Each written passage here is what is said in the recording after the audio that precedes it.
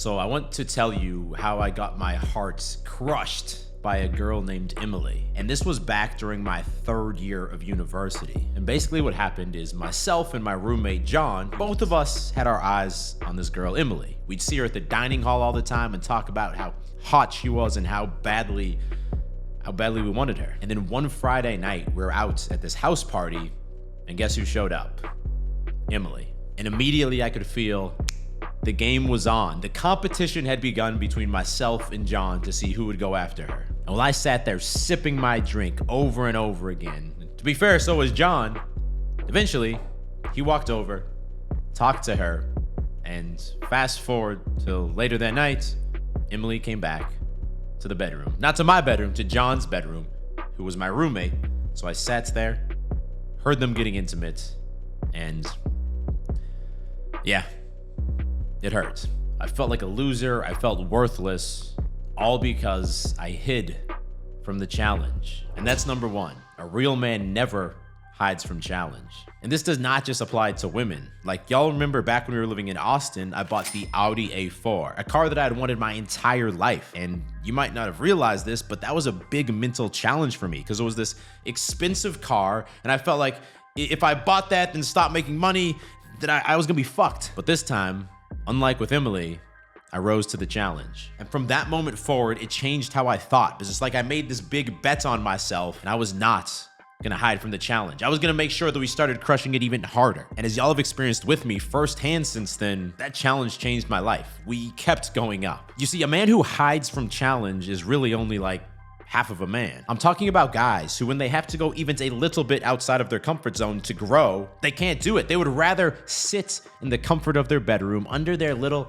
blankets, eating potato chips and ice cream plugged into their screen. And as you know, and as I know, this path only leads to more self-doubt, weakness, and loneliness. A true man enjoys rising to the challenge to see what he's made of, to see if he can make it happen or not. In fact, that is literally the only way that growth can happen. Without challenging yourself, you're just slowly dying. And that's why in 2024, it is time to start searching for challenges in your daily life. Even if it's something as simple as pushing yourself a little bit harder in the gym, setting a boundary with someone, starting a conversation with the girl you don't know. These little challenges will force the growth to happen. And for those of you who now get that challenging yourself is the only way to grow, I have some exciting news for you because I've created something that I wish I had 10 years ago. It's called the 2024 Beast Challenge. It is completely free for everyone to join, and it starts right now. You see, right now, everyone is yelling at you. It's the new year. You gotta get your ass in the gym, stop being lazy, fix your diet, set bigger goals. And of course, all of these things are important, but are these people being real with you?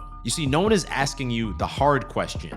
Why the fuck have you not been doing these things already? I'm sure you've known for the past few years that you wanna be making more money, you wanna have a better body, you wanna be dating higher quality women. You didn't just realize this yesterday, but how many of those things do you actually have at the level that you desire? This challenge is gonna be about finding the biggest hidden factor that has been holding you back from finally taking control of your life so that you can actually make 2024 your best year yet. Because let's be real, finding and removing this hidden factor, that's the difference between the guys who are able to date the top 10% of women, make millions per year, have that shredded physique. It's the difference between those guys and the rest who seem to never be able to break through to that next level. And let's be honest, up until now, which of these two groups have you been part of? So look, if you want to repeat how things have been going the last few years, then don't worry about this. But if not, and you're ready to finally get to that next level, here's how it's gonna work. Just click the first link in the description to join now, and then every day for the next week, I'm going to be sending you a daily challenge. We'll be doing this together, and at the end, we'll pick 3 winners who will receive access to something exclusive that's coming next week, and that may or may not include a video call directly with myself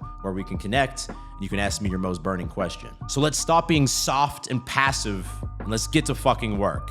Click that link, and I'll see you inside. Number 2, a real man never fights alone. So probably 1 year after I graduated from university, still at a point where I had no success with women other than a couple of drunk hookups here and there, I was reading this book called The A Game, and it was about how to get better with women. And at the end of the book, it had this link to this online forum where it suggested you could meet a wingman in your city to go out with. And I realize this sounds kind of cringy, but stay with me here. On the forum, I found a post of 2 guys who happened to be going out that very night in Boston, just like 35-minute drive from my house. It was actually my parents' house I was living at. So I was like, this might be weird, but let's try this. Nothing's working for me. So I show up, and one of these guys is about as weird of a pickup artist wannabe as you could imagine. Think about the worst thing in your head, and then double that or triple that, and that was the first guy. Yeah, not good. The second guy, though, was someone who was just like me at the same point of his journey. He was not some pickup master. He was innocent, trying to figure it out. And that night, we bonded. We didn't spit some amazing game and bring some girls home, but we bonded, we talked to some girls, and it was the start of a very meaningful friendship, and it was also the start of a moment that changed the direction of my life. Because for the first time, I had a brother who was on the same path as me, and it changed everything. We'd hang out multiple times a week. We would challenge each other to do, these weird social challenges. And for the first time, I actually started building social confidence, not just with women, but I started to actually feel more confident in social scenarios. I actually stayed consistent starting conversations with women. I started to give phone numbers and then dates, and so did Brian. That was my friend, Brian. But without him, I never would have been able to stay consistent past those initial stages of the pain and the rejection. The connection with him, that's what made it happen. And since then, I've done the same thing in other areas of my life, finding brothers who are also building up their YouTube channels, building up their businesses. And it just makes everything so much fucking easier, man. You see them winning, you see them losing, you realize you're not in it alone, and you just keep fucking going. Number 3, a real man never finds the one reason. So there's one guy who went through my mentorship program.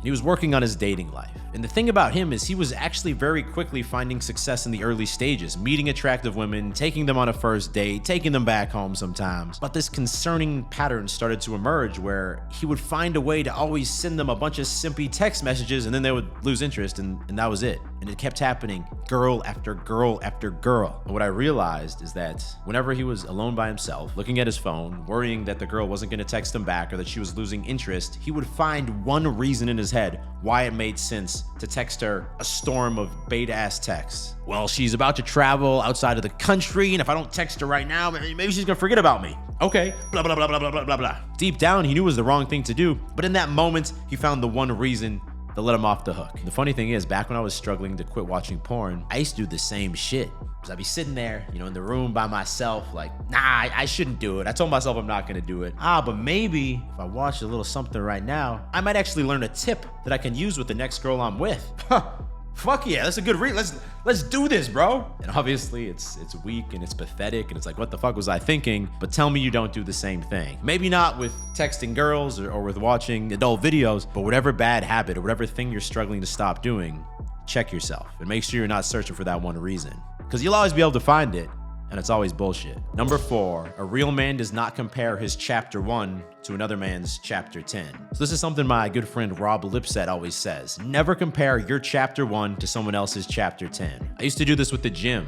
I would look at a guy who'd been lifting for years, maybe he was taking a little bit of the sauce, compare him to my skinny body and be like, it doesn't matter if I train my ass off for the next 6 months, I'm not gonna look like that. And then I wouldn't be consistent, and I wouldn't make progress, and I'd feel like shit. The same thing prevented me from starting on YouTube for years because I was there, unable to even record myself talking to the camera without feeling like a loser. And then I'd look at someone else's videos who was so charismatic. The video was edited perfectly. And I was like, what's the point? If I upload something, it's shit compared to his. Or with women, while I was struggling to even talk to girls, I'd see a guy who had the hottest girlfriend and be like, why even try and start a conversation with a girl? Because that's I'm not gonna have what he has in next week or next month. This is pointless. So I want you to think right now. Close your eyes and think.